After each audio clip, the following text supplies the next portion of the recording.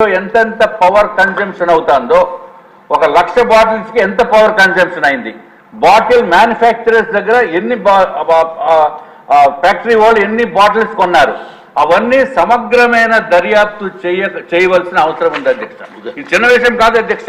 99,000 కోట్ల రూపాయలు క్యాష్లో 99,000 కోట్ల రూపాయలు క్యాష్ ట్రాన్సాక్షన్స్ చేస్తే కనీసము 2% కూడా లేదు అధ్యక్ష. ఇది కాబట్టి 3% పోనీ మ్యాక్సిమం 3% రఫ్గా అధ్యక్ష. అంటే మన ఎక్స్ట్రాక్షన్ అనేది మనం అనుకున్న ఇది కాదు అధ్యక్ష. 30,000 కోట్ల రూపాయలు కనీసం ఉంటుంది అధ్యక్ష. తప్పనిసరిగా గౌరవ ముఖ్యమంత్రి వర్యులు దీనిపైన ప్రత్యేకమైన శ్రద్ధ వహించి మంచి ఎంక్వైరీ సంస్థ చేత దర్యాప్తు చేయించవలసిందిగా మీ ద్వారా గౌరవ ముఖ్యమంత్రి గారిని ప్రార్థిస్తున్నాం అధ్యక్ష. పెద్దలు డిప్యూటీ సీఎం గారు పవన్ కళ్యాణ్ గారు మాట్లాడతారు.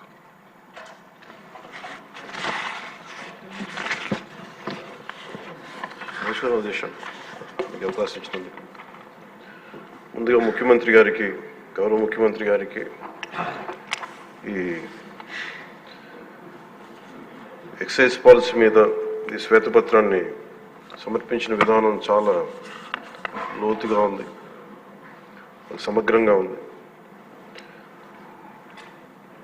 ముఖ్యంగా ఈ ఎక్సైజ్ పాలసీకి సంబంధించి గత 5 సంవత్సరాల్లో ఎలాంటి సమస్యలు ఉన్నాయి, ప్రజలు ఎలాంటి బాధలు పడ్డారు, ముఖ్యంగా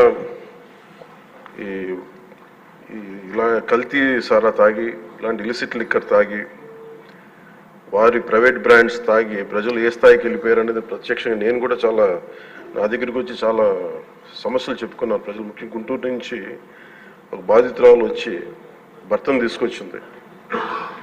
భర్తను తీసుకొచ్చి నా భర్త నన్ను కొట్టేస్తున్నాడు, మీరు మాట్లాడండి, వీళ్ళు మందు తాగిని చెప్పి ఆవిడ పాపం బాధపడుతుంటే ఉళ్ళ దెబ్బలు చూపించింది. భర్తను అడిగితే భర్త ఏమన్నాడంటే, నేను ఎప్పుడు ఇలా చేసేవాడిని కాదు, మందు తాగగానే నాకు అట్లా అయిపోతుంది, ఇది నర్వస్ డిజార్డర్ వచ్చేస్తుంది, న్యూరలాజికల్ డిజార్డర్ వచ్చేస్తుంది అనేది తర్వాత దీంట్లో తేలింది అధ్యక్ష. ఊనే ఒకసారి అంటే ఇది ఇంకా విష్ణుకుమార్ రాజు గారు చెప్పినట్టుగా ఇది ఇంకా 3,000 కోట్లుగా చాలా లోతైన దోపిడీ జరిగింది. దీంట్లో లాస్ ఆఫ్ కన్సిడరబుల్ రెవెన్యూ దాదాపు 18,860 కోట్ల 51 లక్షలు అనేది ప్రాథమికంగా తేలింది. దీంట్లో అంటే ప్రజలకు కావాల్సిన డబ్బు, ప్రజలకి రావాల్సిన డబ్బు ఇవన్నీ కూడా ఎక్కడికి వెళ్ళిపోయినాయి. నిన్న ప్రధానమంత్రి గారు మనకి కేంద్రం బడ్జెట్లో మనకి 15,000 కోట్లు ఇవ్వగానే ఇందాక గౌరవ ముఖ్యమంత్రి గారు చెప్పినట్టుగా మనం అందరం చాలా ఆనందపడ్డాం. అంటే దీంట్లోనే నిజంగా ఈ 15,000 చిల్లర కోట్లు మనకు వచ్చిందంటే అసలు క్యాపిటల్కి ఇబ్బంది కూడా ఉండేది కాదు. పోలవరం చాలా వరకు అయిపోయింది. ఇవన్నీ పక్కన పెడితే అధ్యక్ష, నిన్న రివ్యూ చేస్తా ఉంటే ఒక 20,000 తీసుకున్నాడు ఒక అధికారి, మన ఏసీబీ వాళ్ళు తీసుకున్నారు, ఇంటర్ డిపార్ట్మెంటల్ ఎంక్వైరీ చేస్తాం అని చెప్పేసి ఒక రివ్యూ ఏదో కేసు గురించి చదువుతా ఉంటే తనకి కాంపెన్సేషన్ రావాలి, తనకి కోర్టుకి వెళ్ళారు. అది మాట్లాడుతున్నా ఒకటే అనిపించింది, ఒక చిన్నపాటి ఉద్యోగి తప్పు చేస్తే 20,000 రూపాయలు లంచం తీసుకున్నాడని చెప్పి, లంచం తీసుకున్నందుకు ఏసీబీ ఎంక్వైరీ ఉంది, లేదంటే డిపార్ట్మెంటల్ ఎంక్వైరీ ఉంది. అలాంటిది రాష్ట్ర వ్యవహారాలు నడిపే ముఖ్యమంత్రి కానీ వారి సంబంధిత సభ్యులు కానీ స్టేట్ ఎక్స్చెకర్కి 18,860 కోట్ల రూపాయలు పైచులకు ప్రప్రథమంగా ఇక్కడే మనకి తేలుతూ ఉంటే వీళ్ళు శిక్ష పడకుండా ఎలా తప్పించుకుంటారు? శిక్ష పడాలి. మనకి నైతిక బలం, నైతిక హక్కు ఎలా ఉంటుంది అధ్యక్ష? మనకి ఒక అధికారి 20,000 రూపాయలు నువ్వు తప్పు చేసావని చెప్పి ఏసీబీకి పట్టిస్తున్నావు. వీళ్ళేమో దారుణంగా 18,000 కోట్లు అటు ప్రజల్ని కనీసం వాళ్ళ క్వాలిటీలు, మన లిక్కర్ మనకి తాగాలని చెప్పి ఎవరిని మనం కూర్చోబెట్టి మనం పెంపొందించట్లా. ఓకే, ఒక వ్యసనం అనుకోండి, దానికి ఏదైనా పేరు పెట్టుకోండి. ముఖ్యంగా మనకి మద్యపాన నిషేధం అనేది చాలా చాలా కష్టమైన విషయం, ముఖ్యంగా ఆంధ్రప్రదేశ్.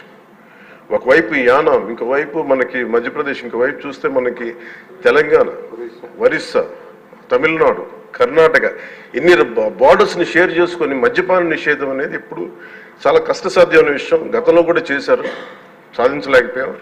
ఇప్పుడు రెగ్యులేట్ చేయాల్సిన అవసరం ఉంది. ఇందాక గౌరవ సభ్యులు బుచ్చయ్య చౌదరి గారు చెప్పినట్టుగా, ఒకటి స్టేట్ ఎక్స్‌చెకర్కి లాస్ జరిగింది, ప్రజలకి ఆరోగ్యానికి హాని జరిగింది. దాంతోపాటు అసలు ఈ వ్యసనాన్ని తగ్గించే పరిధిలో కూడా కొంత ఉన్నారు, కొంత బడ్జెట్ కేటాయించాలి. ముఖ్యంగా డీ అడిక్షన్ సెంటర్స్ కానీ వీటితో పాటు కేటాయించాలి. అది కూడా సూచన బుచ్చయ్య చౌదరి గారు చెప్పిన సూచన కూడా మనం పరిగణలో తీసుకోవాలి అధ్యక్ష. ఎందుకంటే రేపొద్దు దీంట్లో రేపొద్దు మనమే కనుక 18-20 ఎంత ఇది 18,000 కోట్లు ప్రస్తుతానికి వస్తే దాంట్లో కనీసం ఒక సర్టెన్ శాతం, ఒక 10% అంటాం, ఎంత పర్సెంటేజ్ ఆ పెద్దలందరూ కూర్చొని, విఘ్నులందరూ కూర్చొని దాంట్లో కొంతది డీ అడిక్షన్కి దాన్ని ఖర్చు పెట్టాలి అధ్యక్ష. కేవలం దాన్ని ఆదాయంగా చూడకుండా అట్లీస్ట్ ఒక 10% డీ అడిక్షన్గా దాన్ని డీ అడిక్షన్ సెంటర్స్ ఖర్చు పెట్టాలి. కానీ అన్నిటికంటే కూడా ఈ రోజున మన గౌరవ ముఖ్యమంత్రి గారు చెప్పింది, వీళ్ళని ఎలా ఇన్వెస్టిగేషన్ అంటే అలిగేషన్స్, దీంతో ఎండ్ అయింది ఈ ప్రజెంటేషన్.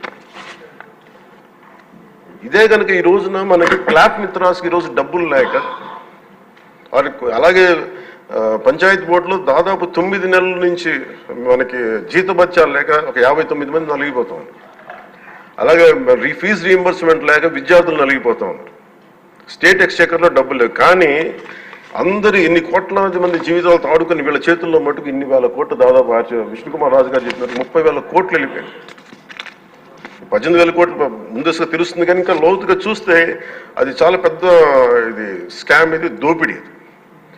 వీరిని కనుక మనం వదిలేస్తే, తప్పు చేసిన వాళ్ళని గత ప్రభుత్వం సంబంధించిన ఇది ఇట్స్ నాట్ అబౌట్ వెండెటా, పగా ప్రతీకారం కాదు, కానీ వీళ్ళని స్వేచ్ఛగా కనుక వదిలేస్తే, వాళ్ళ అదృష్టవశాత్తు ఈరోజు వాళ్ళు అక్కడ లేరు. వాళ్ళు కనుక ఉండుంటే వాళ్ళకి నిజంగా వాళ్ళకి సమాధానం చెప్పాల్సిన పరిస్థితి ఉండేది. తప్పించుకొని పారిపోయారు వాళ్ళు ఈరోజు, తప్పించుకొని పారిపోయారు వాళ్ళు. We have to make them accountable అధ్యక్ష. వాళ్ళు we have to bring them into accountability. They have to be penalised. వాళ్ళు దయచేసి గౌరవ ముఖ్యమంత్రి గారికి నేను మీ తరపు నుంచి ఆయనకి తెలియజేస్తున్నాను అధ్యక్ష, దయచేసి వీరిని please we have to penalise them sir. వాళ్ళకి సరైన శిక్ష పడాలి సార్. వీళ్ళకి తప్పించుకోవడానికి కుదరదు సార్. లేదంటే రేపు పొద్దున ఒక ట్రాఫిక్ కానిస్టేబుల్కి బలం ఇవ్వాలి అంటే ఆపగలమంటే వాళ్ళు ఏమంటారు సార్ లోపల? నేను చిన్నపాటి కానిస్టేబుల్ అయితే నాకేమనిపిస్తుంది, మీరు పెద్దోళ్ళు అయితే వదిలేస్తారు, మమ్మల్ని అయితే పట్టుకుంటారంటారు సార్. మనకు రూలింగ్కి, గవర్నెన్స్కి, అడ్మినిస్ట్రేషన్కి నైతిక బలం పోతుంది అధ్యక్ష. ఐ రిక్వెస్ట్ యూ, నేను మిమ్మల్ని ఉద్దేశించి అందరినీ, హౌస్ మెంబర్స్ గౌరవ సభ్యులందరినీ, గౌరవ ముఖ్యమంత్రి గారిని అడుగుతున్నాను అధ్యక్ష మీ ద్వారా. They have to be punished and they have to be penalised whoever they are.